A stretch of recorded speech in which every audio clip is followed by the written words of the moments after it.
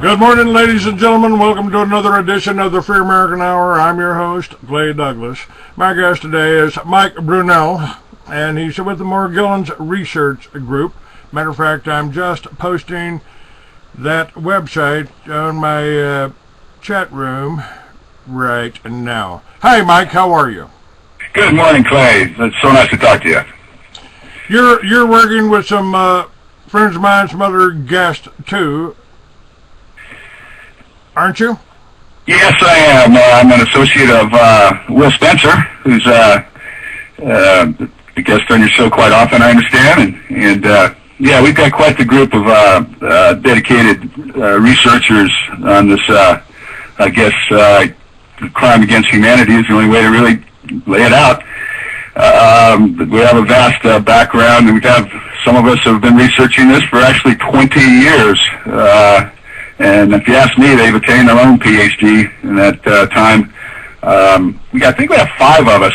Five of our 7 core group are from the Carnicom Institute. And Larry Meyer, he was with Carnicom for 12 years, which is quite a long time. I had a short stay there, but I learned a lot. I think we all hold Clifford in high regard for this wonderful research that he has done exposing this crime. So we've all banded together. We're pretty much working out of our own pocket. We're not exactly like some of these other government-funded operations that are acting like they're studying this phenomenon that is currently known as Morgellons. I always want to add that it's not a disease. I find a lot of these government people will call it a disease and try to instill that in your mind, and we kind of accept disease in this country. This is definitely a syndrome or a condition and a crime, not a disease, but it causes disease. So, yeah, we are a fine group. I would appreciate anyone that wants to check our website out. We have a lot of improvements coming in the future. We have a link, and a lot of our videos are on aircraft.org from our friend Anthony Hilder. And yeah, it's a wonderful group of people. Couldn't say enough about them.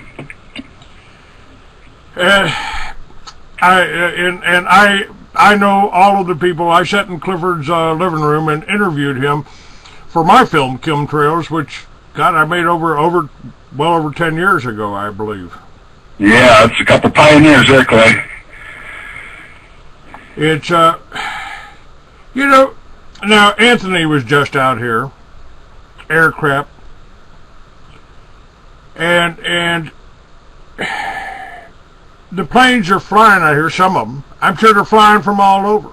The amount of fuel, now I've sat and watched these planes do this. Started at 6 o'clock in the morning up in Phoenix, beautiful cloudless day, and by noon the sky was occluded. And while they were doing that, I thought about how much gasoline, how much fuel, how much are they using to crisscross the sky over one town like that? Where is the profit motive in here? They just want to keep these planes running, circling around up in the air. No, they're trying to accomplish something here. And I guess they got it written in stone, don't they? They want to reduce the world's population to a manageable 500 million. It appears that everything's leading that direction. If you check the statistics of what's going on today, we see the illness. We're just kind of conditioned. We're conditioned to go to the doctor. We're conditioned to go to the hospital. We're conditioned to believe that cancer runs in our family. It's all part of that social engineering that many people are all in line with. It's amazing to see people disregard the sky, such as what you just described. What was it? Let me just interrupt you for a minute. I mean, because talking about the programming and the mental capacity, while this was happening, I had my video, Chemtrails the video. I had that sitting out on the table. I had the Chemtrails being shot on the cover of my Free American magazine, which was in every Books a Million, Barnes & Noble in the country at that time. And as people were walking by, I would say, now this video right here, this is about what's happening right now, right above your head, look up, folks, look up and see what they're doing to you. Look up. Nobody would look up, Mike. Nobody. Yeah, we've discussed that. I understand the social engineering aspect of, it's easy for us to call these people stupid and uninformed. They have an apathetic attitude and this and that. It's amazing to see people disregard the air they breathe. That leads me to where I'm going here with these Morgellons, or whatever we choose to call this transhumanism operation with our genetic code of playing God, basically. They work with frequency, and they are assisting the dumb down. There's the physical, the media, the TV, just the way they throw you out to life and convince you've got to work till you're 75 or whatever. And there is a frequency manipulation. You can measure this stuff. I think hopefully most people have heard of HARP, and it's frequency induced also. I can't blame it all on the stupidity of people or the whatever you want to call the attitude, but it's happening quick. As you notice, just go outside and walk along the street and look at people, and you'll see that everybody's pretty much getting in line, and there's more to it than meets the eye, shall we say. Well, I refer to television as the greatest mind control tool ever invented. It's like, New World Order Heaven, the beast with a single eye, the Cyclops. And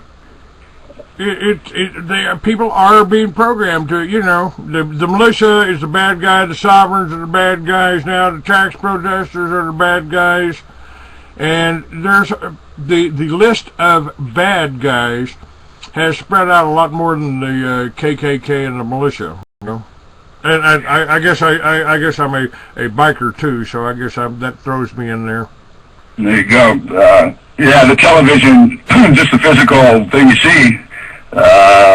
You haven't noticed they're adding chemtrails to everything for the mind condition. They are drawing them in cartoons. This is fascinating. This is all for controlling our minds, and believe me, the TV does it in America. They are adding chemtrails to old movies. We caught a television, I think TNT, one of the channels, their old Rocky movie. I used to love that in the 70s. And one of the scenes, they drew in, airbrushed in chemtrails. And we went back to the old, what would it be, VCR tape of the original Rocky movie, no chemtrails in the sky. So there you go.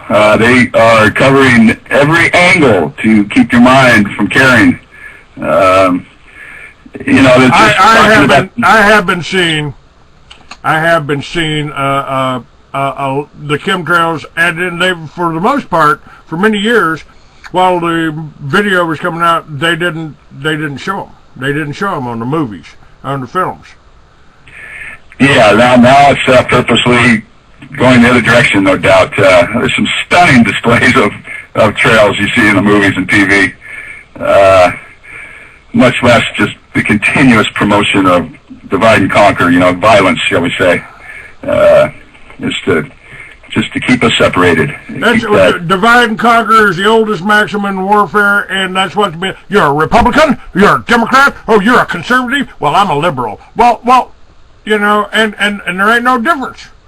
There ain't no difference. Exactly. I mean, that's like he's a communist. Oh, he's a Nazi. He's a communist. He's a Nazi. He's a free man or he's a dictator. One of the two.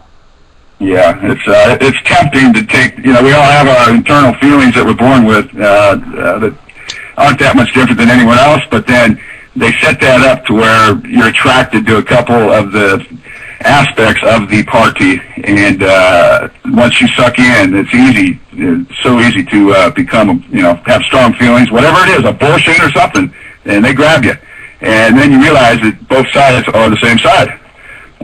Very well said. It takes a lot of years to learn that for a lot of people.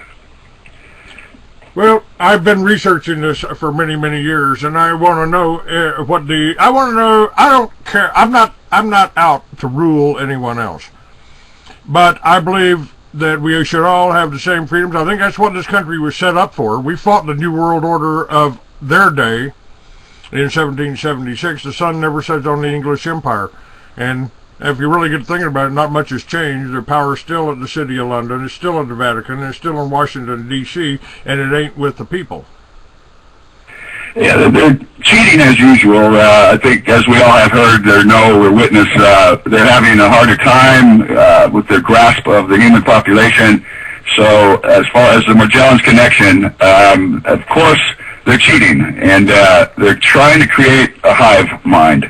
And that is a flat-out fact. They're trying to basically kind of all have the singular thinking mind, where the odd mind, the people that don't agree, are instantly tossed aside and noticed and separated. And so they do have a hive mind in progress.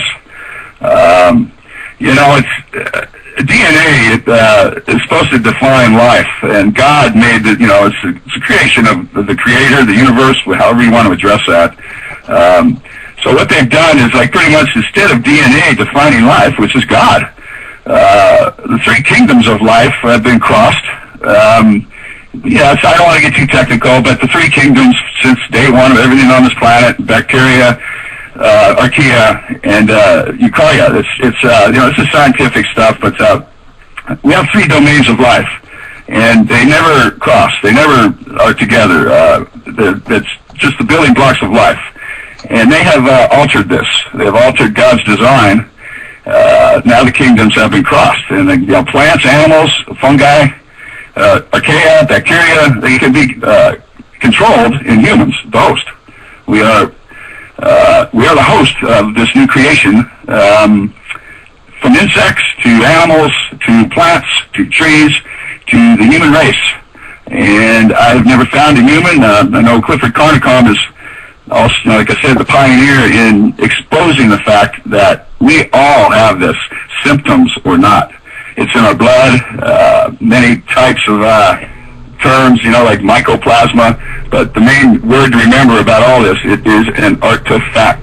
That is a man-made object, and I guess you can't get around the fact that who has the ability to make these? Well, it's the bioweapons labs. If you can follow the patents, Clay, and basically the evidence is all out there already. The Scripps Institute here in California is probably they are the leader in these holding these patents, and where a lot of this crime has been committed is the Scripps Institute. There's labs.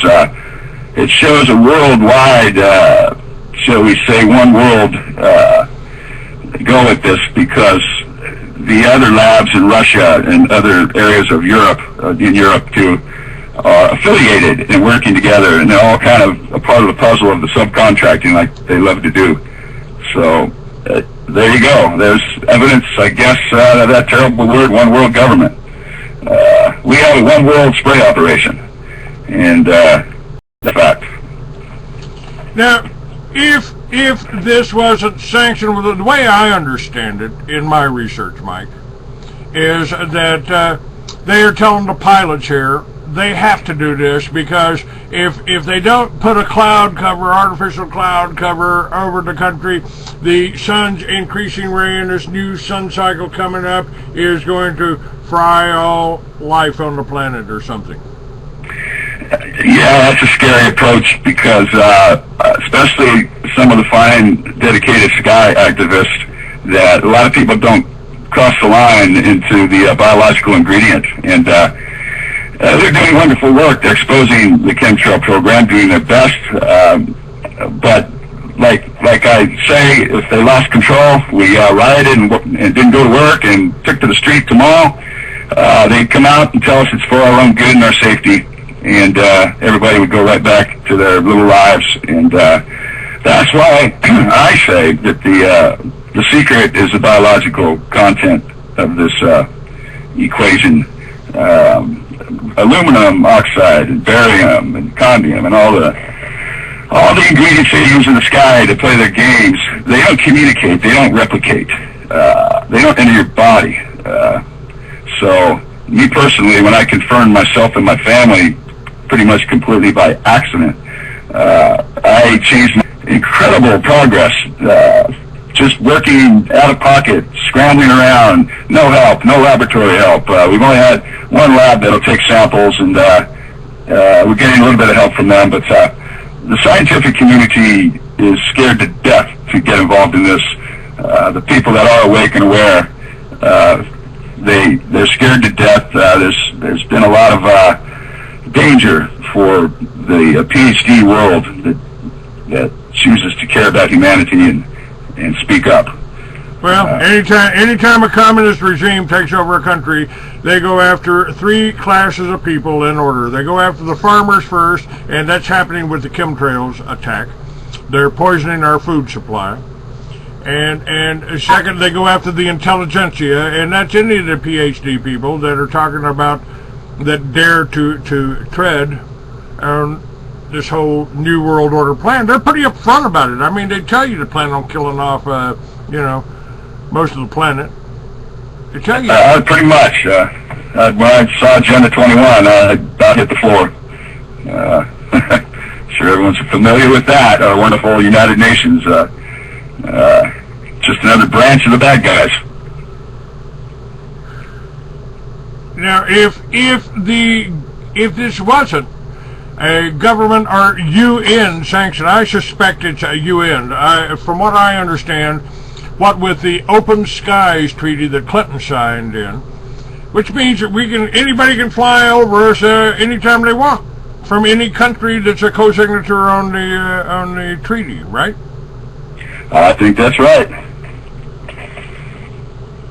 If all it would take is a couple of jets to go up and force one of these planes down to a major airport, let it land at a major airport, call all the chemists out, the scientists out, and check what's in their tanks.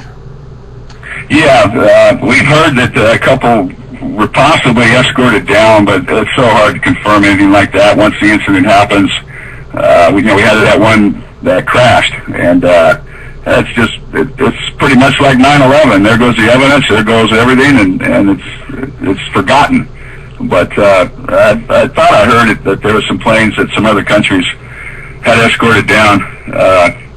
But then again, it all ties in. Some of these people that aren't going along with this one world program, I think personally that they've been intimidated with earthquakes and many other forms of intimidation if they don't want to play the proper way. Japan had just come out with a vehicle that would run on water. They had just come out with that, and then suddenly they had the tsunami and the nuclear disaster. And by the way, I also we also received information that Chernobyl was a deliberate nuclear accident. Yeah, it's beyond comprehension what has transpired. There's a lot of good information from reputable people on the radiation subject and the earthquake action. I suggest anybody investigate what's going on. You can find a lot of good information on HAARP, even on you can go to aircraft and get Clifford Carnicom's website, carnicom.com or .org or aerosolcrimes.com. You can find out a lot of good information. I suggest that people research this themselves. This is a thing. It's not like arguing about planes in the sky. This is pretty much a visual evidence and no BS thing. As far as talking about Morgellons, I can lay all the evidence out. I can show you samples. I can pretty much show you the undeniable proof. But when it gets down to the end of that and it doesn't work with somebody, I just say, come here, give me your hand. And I pull out, I want people to know this, a $15 microscope that I have had people purchase from around the country. It's at Radio Shack, and I have found out the Radio Shacks are everywhere. So anyway, it's a pocket microscope, and it can go to 100 micropower, which is not a whole lot, but it's pretty dramatic when you compared to the human eye. And on everybody's skin, is a luminescent sheen that you will see. There's colonies that are under the skin, and you'll see lights. Just you can drag this microscope across your skin and find I call them colonies personally. It's just a name I came up with. And you'll find light. Then they either reflect or create their own light from the human body, or possibly from the frequencies that are being manipulated in the atmosphere. And it's a jaw dropper, Clay. I confirmed your friend Will Spencer. I confirmed Anthony Hilder. It's dramatic and so simple. The secret is right before your non-human eyes, shall we say. And remember, $15 for this microscope. And if anybody has any questions about any of this, you can write us at email at themorgellonsresearchgroup.com. And I would be glad to answer any questions about testing techniques and whatnot. We have links on the site. So what you're saying is, because of what they're spreading, this Morgellons is lying latent on everybody's skin? Well, it's, I believe the preferred method of entry into the human body is the respiratory system. But we have also found now the GMO food, new clothing, this microscopic creation is everywhere. I pretty much could decipher that with intent.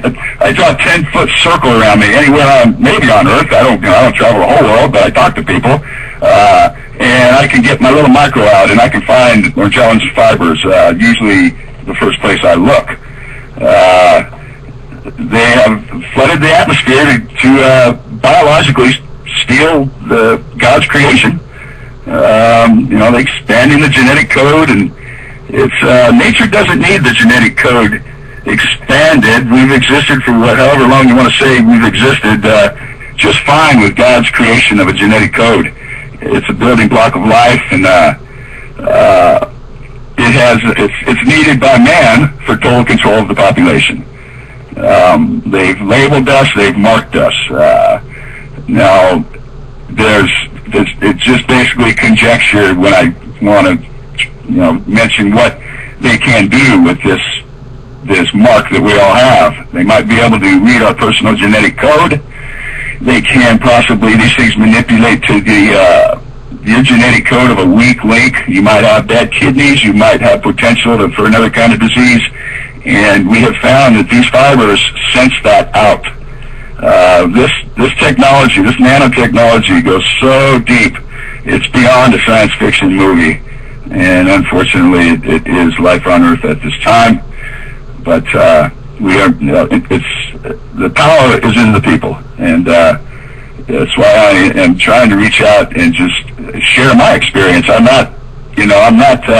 Okay, let me try to follow this, and we're going to do this in a couple of segments here. We got about 7 minutes left here in this segment, and when we come up on the second half, I do need to make an announcement about Edgar Steele and his situation.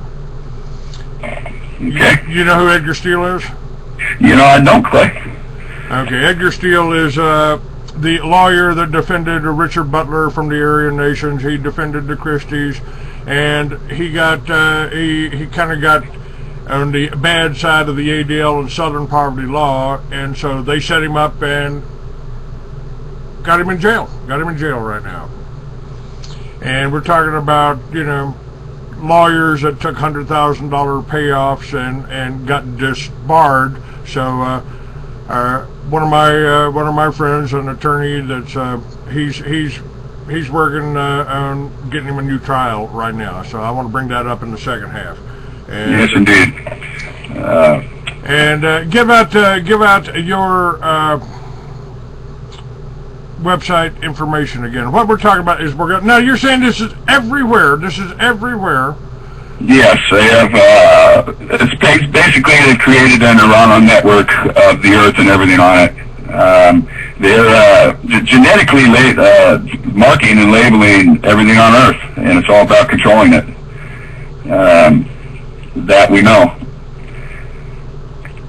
It's there's many words you can call this: transhumanism. It's biological control. I call it biopiracy. My gosh, they are playing God, and that's not allowed as far as I know in this universe.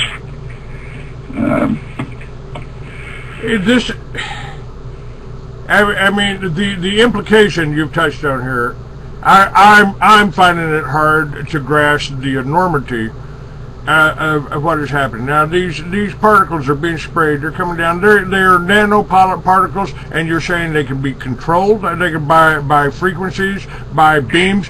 We've got all these towers, all these cell phone towers around, and there certainly could be. They could be reaching every human. Obviously, my telephone here will pick up some kind of radio. Yeah, now the nano is. What I'm looking at, I'm dealing on what's called the micron level, and nano goes so small that nobody's allowed to possess a microscope except for universities and laboratories that will see nano. Nano is way smaller than the micron level. The micron level is, a hair is, what is it? It's around 60 to 100 microns big to describe what a micron is. Asbestos is about 1.5 to 2 microns.